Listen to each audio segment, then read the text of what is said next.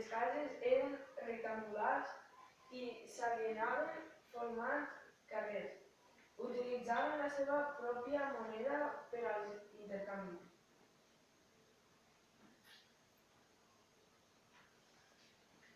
Aquí tenim la seva moneda i aquí els seus poblats.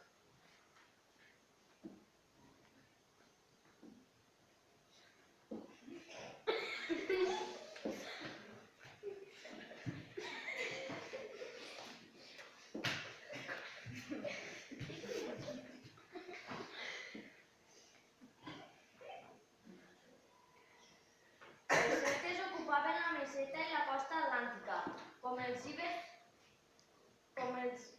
ibers, vivien en poblats emmurallats i elevats, però les seves cases, anomenades castros, eren de planta circular i estaven distribuïdes de manera desordenada.